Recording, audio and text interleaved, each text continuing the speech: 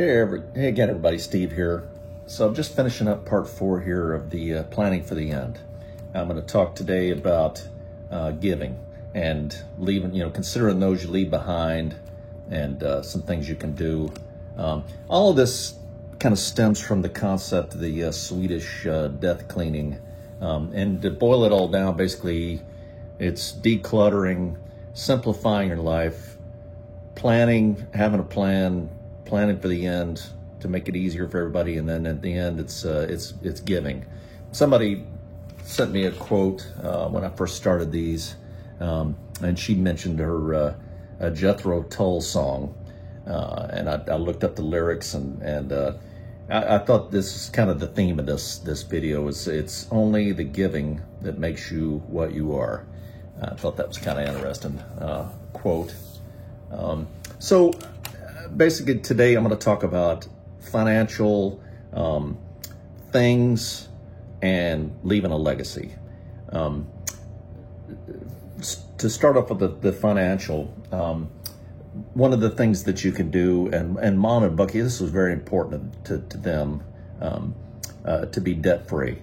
And it was very important. But I talked with Mom after Bucky passed, and I'd gone back and was helping her out. We talked quite a bit.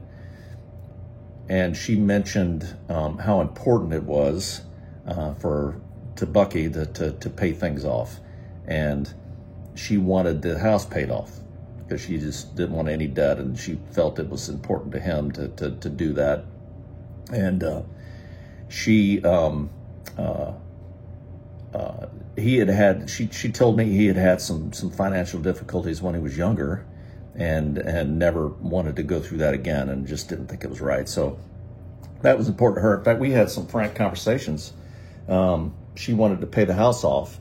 They had taken out a second mortgage on the house to buy that land up in the mountains, and some of the other things they were doing. They were shifting some money around and for planning for retirement, and well, they were retired, but planning for their last big adventure, I guess. And so they'd taken out the second mortgage on that house, and I think it was it was about $50,000 or something like that. What they still owed, and Mom had gotten, of course, some life insurance money when Bucky passed, and she intended to use that money to pay that off. And I kept telling her, I was like, Mom, look, I think the house payment, the mortgage on the second mortgage was like $400 a month or something like that.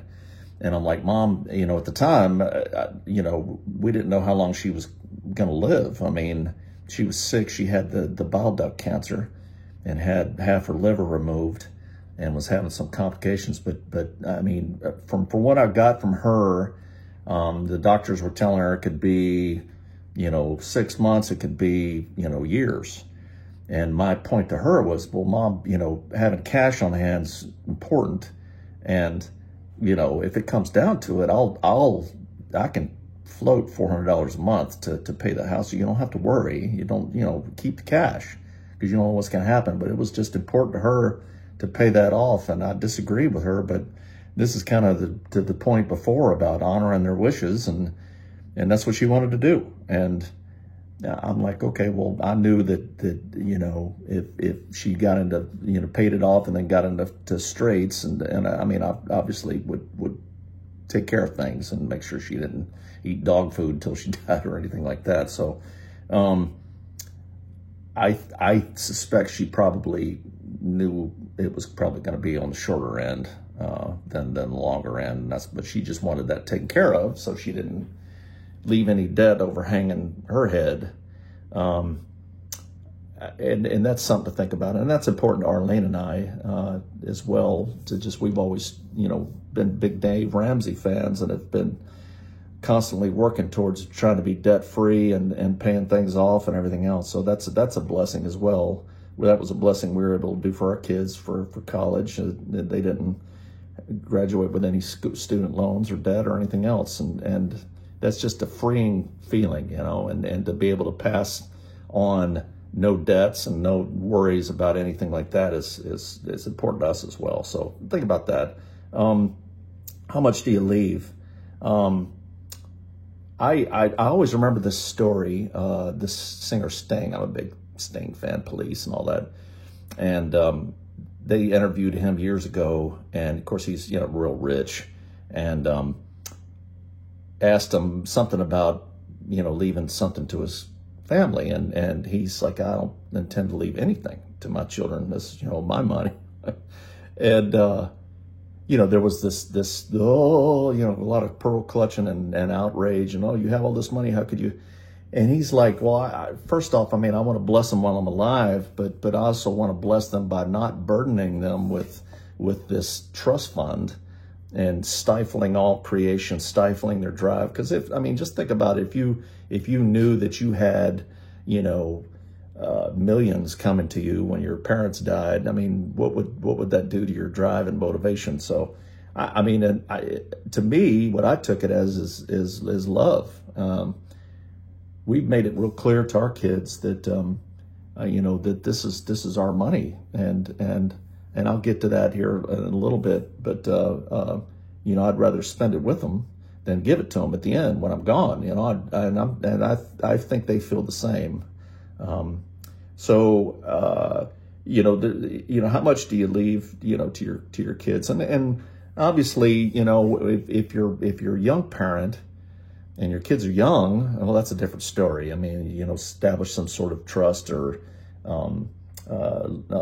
some sort of, something put aside, start saving for 529s for college. But once the kids are out of college and on their own and making their own way, what do they need? And if they need something, then, why not give it to them now, rather than giving them some big, payday when you die. So, I guess I've been thinking about that quite a bit too. Another thing too to think about is charity. Again, if your kids are all established and you've been working with the charity for all these years, and your kids are all taken care of, your family and everything else, consider that, leaving money to a charity or, the biggest thing, making sure, again, it's all about communication and talking with your kids and managing expectations and make sure they understand ultimately it's your choice and what you want to do. I remember my dad and I had a conversation about that. Of course, he had bought his old home place there in North Carolina where he grew up and everything else, and that's where he lives. And we had a conversation years ago about it, and he's like, I want you to make sure it stays in the family. And I said, I will. That's what you want. That's what I'm going to do. So, it's important that they understand you expect, your wishes to be honored. So, switching gears a little bit now, part two here, talking about things, thoughts on stuff. I talked in a previous video about decluttering. Categorize things, everything in your house. Is this sentimental only to me? Keep it. Is this something that you're saving for your kids? The toys they played with that you want to give them one day when they have kids or whatever, talk to them about it. And of course, if they don't have kids and they're not married and they're relatively young, then you probably, just hold on to it for a little while longer. But if they've got kids, they're grown and their kids have toys and they're all 10 years old, they don't want tricycles, so, another thing, I'm going out on a limb here, but they probably don't want your spoon collection. So, if you're collecting spoons and thimbles and little things like that, those are really, the value of things is how much people want it. So you remember back in the mid 90s, there was that Beanie Baby, rush on Beanie Babies, and people were investing in Beanie Babies and the Princess Diana Beanie Baby and all that. And, they were going for, some of them were going for thousands. And then the bottom fell out, because it was just like, well, they're just, little dolls, little stuffed beanbag babies,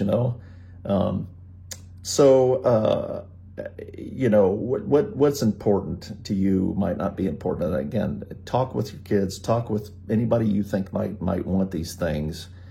And if they go, yeah, this means a lot. I know this was important to you, your stamp collection or something like that. I mean, I always remember looking at that with you. It's sentimental to me. Yes, I would like it. Then you know who to give it to, right? So talk it over, and don't be hurt if nobody wants it. I mean, that's no mandate on your love. It's no mandate on you and your relationship or anything else. It's just things that are important to you.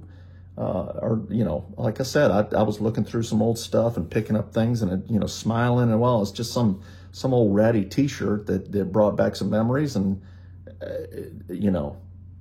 I think sometimes, it's funny because I sit there and go, one of these days, the Steve Ritter Museum may open and they may need this stuff.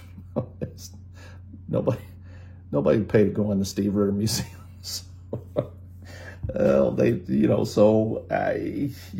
it kind of got to the point with some of that stuff that I'm like, I don't even want this. I looked at it, I'm like, yeah, okay, I remember that. I pulled it out once every like 10 years, and I'm like, nah, it's just not that important for me to keep it. So, mom had a lot of, like I said, she had a lot of antique furniture. This was interesting, and this was kind of a conversation that I had with her, and she had some old furniture, antique furniture that she'd gotten, and she'd paid a lot of money for it, and she's like, this is valuable stuff. And it was, again, back in the late 90s, early 2000s, antiques were the thing. Well, styles change, and people don't want that stuff anymore. And this was an interesting conversation because she started talking about that. And, basically, hey, you're going to get a lot of money for this. And she had tried to sell it before and wasn't getting what she thought thought it was worth. So she just refused to sell it. And I talked with Arlene about it afterwards. Arlene's like, yeah, people don't want antiques anymore. And so certainly not for what Mom thought it should go for. And that was a case where talking with her, and I was like, okay, all right, and I'll we'll probably keep a few pieces and probably sell the rest. And she's like, this is worth a lot and all. I'm like, okay. And I knew it wasn't, but it wasn't worth the argument or the disagreement or to get her, worked up about it or anything else to have that. So I just let that go. And ended up, there was a lot of, there was one piece we sold at the estate sale. And I remember these people came, it was kind of towards the end, and I had rented a U-Haul truck. So whatever we didn't sell, I was going to have to haul away because the house is going on the market the next day. And I had to, so the whole goal was, look, I'm not here to get the best dollar amount I get. I'm here to get the stuff out of here. So whatever sells, whatever price they want, basically, there's a few things that I wasn't going to give away, but not many. And but there's somebody bought a dresser upstairs, and this is old thing, and it'd been up there in one of the rooms. I think it was in my old room. Never used it. I think she had bought it after we left, just to place the furniture or whatever. And so they bought it, and I was like, oh, hey, Benjamin, help me carry this down the stairs. And we're bringing it down the stairs. And this thing, the glue and the joints and everything were so old. I mean, it just cracked. And the thing, like, literally we heard a, and it just fell apart. I mean, into like pieces. It just fell apart in our hands. And I kind of brought it down in the living room. I'm like, and they're like, no. I was like, you can just take it if you want and put it together yourself. They're like, no. And I'm like, we ended up throwing it away. So, but we ended up bringing back some big pieces, and I ended up selling it in a lot sale. I think I sold the whole bunch of it for like $500 or something like that. So, anyway, so you know, ask the kids what they want. You know, mediate any conflicts as well. So, you know, if you know, put it all out there. Hey, here's all this. What do you guys want? If two of your kids go, you know, they both want it, then you got to mediate, you know, and kind of work it out. I mean, that would be helpful. Mom told me about when Bucky's mom passed. There were Bucky had two other brothers, and of course, all the families, you know, all his brothers and their family, you know, wives got together, and they were going to go through their mom's house and Grandma Stokes, and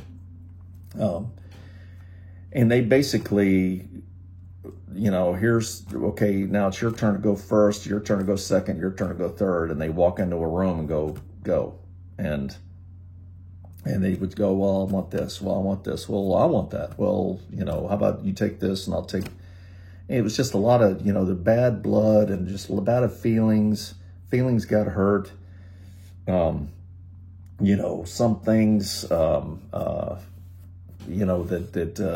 you know, I want this, but I want that. It's best to just, I mean, and it's maybe uncomfortable, and you may have two kids that just can't agree, and just whatever, and then you got to decide. I mean, you just got to go, well, this is my wish, this is the deal, and decide, mediate that. So, you just don't want that. Yeah, I think about that a lot. I don't want my kids fighting over my stuff. You know, I just kind of lay it out, go, here it is. This is who gets what, period. And, you know, and I've talked about this before, you know, if you have something, like I said, like the crib, you know, give it to them now. If they need it now, give it to them now. They have a big family, and it's just you and your spouse, and you've got this big 6-person table, and one of your kids has family. You know, give them the table now. You don't need that big old 6-person table. And if family can, well, you know, what about when family comes to visit? We have Thanksgiving. I mean, how often? I mean, just make a value decision there and go, look, you know, for the one time of the year that everybody comes here for Thanksgiving, I can go to Walmart and buy a folding table, or I can go rent a table from an outdoor center, and there it is, you know, or ask, you know, the kids to bring, how about that? You know, hey, you know, can you guys bring a table, and let them rent it? So why do you always have to pay for everything, huh? So, you know, big stuff like land and cars and things like that, if it's really, really expensive stuff, it's probably best to put that in your will. That way, you know that it'll get taken care of, and it's probably best for everybody. And it's nothing personal. It's nothing, you know, it's no, will you not trust me? Well, it's just, you know, what's the saying? Good fences make good neighbors. You know, you're having that in there, and just it's like, look, this is the way it's going to happen. There's no tension, no problems. This is the way it's going to be. So the last thing I want to talk about, this is going a little long, but leaving a legacy. I always, you know, Arlene loves the British dramas and stuff, and there was one thing that they used to do back in the day. Well, I think they still do. Like if you were landed gentry, if you were a lord or a duke or whatever, and you had an estate, and you had kids, and you may have had 4 kids, you know, and the policy, entailment, what it's called, is the oldest child gets it, and you weren't allowed to divide up land. And because eventually, you know, your estate divided by 4, each of your kids have 4 kids divided by 4, and now you're in 16ths, and eventually you can't run an estate. It can't produce, because it's just not big enough. It's not varied enough, and you can't survive. So there were laws against that. There's something to be said for that, I think. If you have something like that, like a big piece of land or a farm or something like that. Dad ran into that. There was 7 of them in the old home place. They had about 7 acres there in North Carolina, and it was left to all of them. And I remember back in the early 80s, Dad was living in Raleigh and North Carolina, and he got to a point where he's like, hey, I just want to get the home place and move home and live there. And he kept trying to buy out, you know, whatever the land was worth divided by 7, and to get it free and clear. And it took him, I think finally my Uncle Medford died in 96, and I think that was the last piece, and he was able to finally get it. I think he moved in the late 90s, and I think that's when it was late 90s, early 2000s. I think he finally moved in, but it was, you know, it was hard, and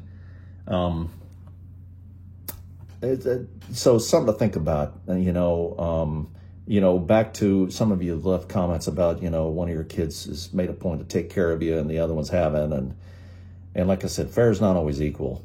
You know, there's something to be said, you know, like one of these days I would love to have a gentleman's farm, and I'd love to, you know, scale it up and make it a viable farm.